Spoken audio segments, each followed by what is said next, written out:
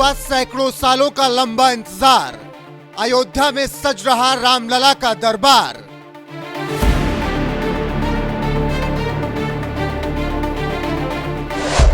बाईस जनवरी को रामलला होंगे विराजमान। क्या मोदी और योगी करेंगे एक और काम?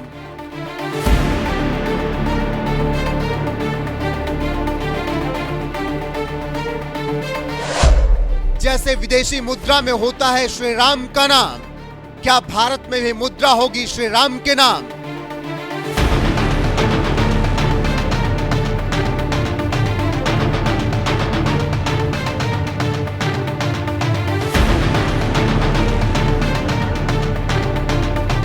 देश की सत्ता संभाल रहे नरेंद्र मोदी के राज में राम भक्तों का सैकड़ों साल का इंतजार खत्म हुआ और अयोध्या में भव्य राम मंदिर का निर्माण ही नहीं हो रहा है।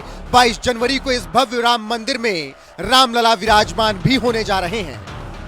यानी 22 जनवरी के बाद राम भक्तों के लिए राम दरबार खुल जाएगा और इसी के साथ राम भक्तों का सैकड़ों साल का इंतजार भी खत्म हो जाएगा। मगर सबसे बड़ा सवाल यह है कि अयोध्या में राम मंदिर तो बन गया, क्या मोदी और योगी राज में राम मुद्रा भी चलाई जाएगी जैसे अमेरिका और नीदरलैंड में चलती है राम मुद्रा? क्या भारत में भी राम मुद्रा की होगी शुरुआत? ये सवाल आज इसलिए उठ रहे हैं क्योंकि अमेरिका हो या नीदरलैंड, विदेशी धरती पर आज भी भगवान राम के नाम की मुद्रा चलती है। लेकिन जिस भारत में भगवान राम की जन्मभूमि अयोध्या, जिस भारत में भगवान राम का जन्म हुआ, उसी भारत में राम के नाम की कोई मुद्रा नहीं चलती, जिसका दर्द आज भी आम हिंदुस्तानियों के दिल में है।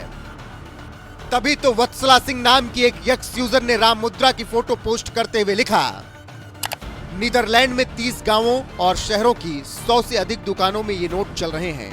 यहाँ राम मुद्रा का उपयोग कानून का उल्लंघन नहीं है।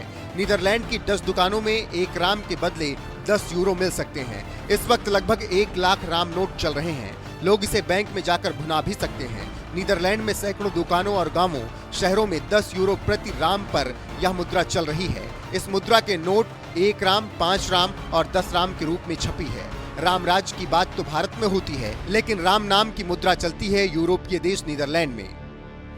राम मंदिर में होने जा रही प्राण प्रतिष्ठा के बीच राम मुद्रा भी चलाने की बात दरअसल इसलिए की जा रही है क्योंकि अमेरिका के साथ मध्य पश्चिमी भाग में एक राज्य है आयोवा, जहां महर्षि महेश योगी यानी महेश प्रसाद वर्मा ने महर्षि वैदिक सिटी की स्थापना की थी।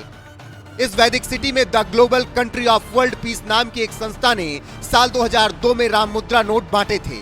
अमेरिका की वैदिक सिटी के साथ ही नीदरलैंड में भी राम नाम की ये मुद्रा बांटी गई थी। हालांकि साल 2008 में महर्षि महेश योगी के निधन के बाद इस मुद्रा की मौजूदा स्थिति के बारे में कुछ खास जानकारी उपलब्ध नहीं है, लेकिन ये कथित मुद्रा वैदिक सिटी के मुख्य आकर्षणों की सूची में आज भी शामिल है।